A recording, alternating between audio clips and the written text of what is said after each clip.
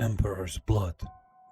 Slowly, keeping his head down, Colonel Cardan advanced through the ruins of what had once been known as Hive Hestran.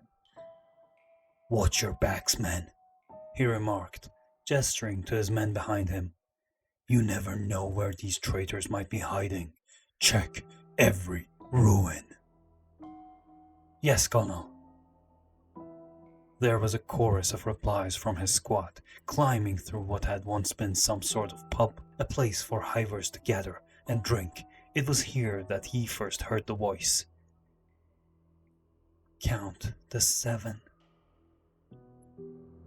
"What was that?" uttered the Voxcaster, afraid. He was a young man in his early 20s and boasted blonde hair. He was named Thestus and had been with the regiment ever since Moranus.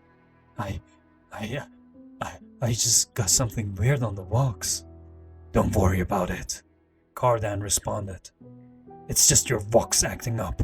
Keep going. Remember, guard your flanks. The Emperor protects." "The Emperor protects," they chorused as one, and continued their advance. "The Baneblade was last reported to be several miles northeast of our current position, Colonel." Jedrick, the man who carried the squad's flamer, informed his colonel of what he already knew. Deciding not to respond, Colonel Cardan continued his advance. "This place gives me the creeps." Andras was the one who spoke, nudging a corpse with his lasgun to see if it moved. "Why couldn't we be off on the front lines? We shouldn't have to be searching for a lost Baneblade." "Contact was lost with the Baneblade, but the Psychers confirm that its machine spirit is still intact."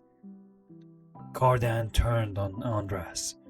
"That's why we're going out there.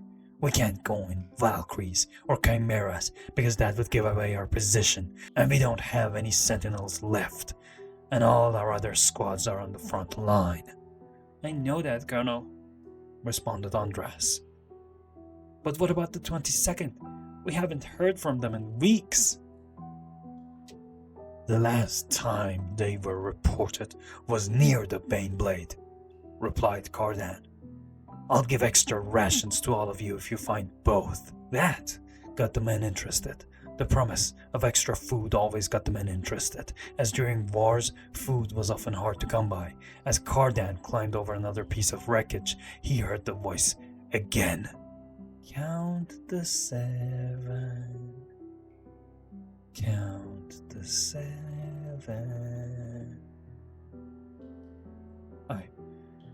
I don't think that's my Vox acting up, Colonel," uttered Thestus. "Try changing the frequency," replied Cardan, and continued regardless. "It's nothing." "But Colonel, this is the second time I heard it," Thestus remarked anxiously. "I mean, I can understand once, but twice?" Colonel Cardan shot a look at Thestus and remarked, "It's definitely your Vox acting up." "But, Colonel..." "Any more words out of you, Thestus, and I'll shoot you where you stand right fucking now." "But, Colonel, it wasn't Thestus who just spoke, Colonel," remarked Andras with a frown. "I heard it as well. Count to 7. That's it. That's all it is. Just 3 words. Count the 7. Count the 7. And this time, Colonel Cardan heard it. It was an eerie voice, deep and dragged out. It echoed across the squad, causing each of them, including the colonel, to stop stone dead. "Ignore it." After a long pause, Cardan came to a conclusion. "If it's not the Vox acting up, it's the enemy trying to scare us. Don't pay it any mind." "Colonel, if the enemy can't get into our Vox systems, does that mean they know where we are?" asked Thestus worryingly as they climbed over another small ruin. "If they know where we are, they would have attacked by now," replied Cardan. "Or they're leading us into a trap, Jedrick replied grimly. What's our next move, Colonel? We follow our orders, unless you want to find yourself as part of the penal legions.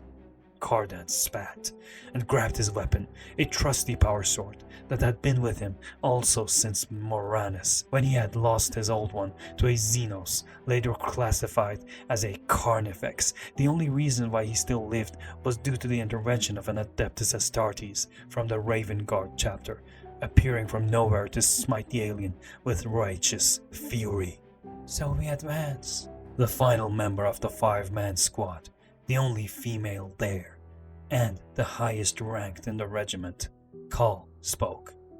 And if it's a trap, we spring it and call in for air support. Aye, that's what we'll do. Colonel Cardan grinned. Nice thinking, Cal, sharp as ever. Now, guardsmen, we wouldn't want to let the God Emperor down, would we? They continued their advance in silence. About half an hour later, they arrived in what had once been an imperial chapel dedicated to the God Emperor and the Imperium. Some defiled banners still hung on the walls, signifying that the enemy had not had a chance to taint this place yet. This unnerved Cardan as he thought about it. If he was the enemy, he would have defiled the chapel long ago, as it stood out as a beacon of resistance and a beacon of hope to any survivors. We go inside the chapel, ordered Cardan. Guns blazing or stealth, Colonel? Asked Jedrick, curiously lifting his flamer. Scan for signs of life, Cardan responded, looking at Cal, who obeyed. There's nothing, Cal remarked after a quick scan. Good, then we don't have to. Wait, Cal held up her free hand. I'm detecting something? Lots of things. Lots of things inside. Some small, some large, but there's hundreds of them, Colonel. And there's more. Behind us! Behind us! Colonel Cardan spun around, but saw nothing. Then Cal screamed, instantly turning around. Cardan noticed it.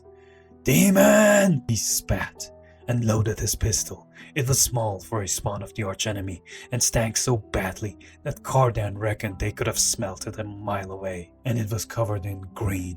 But there were more than just one of them, and they were not all the same size. At last they had found out what had happened to the 22nd Corvanin squad.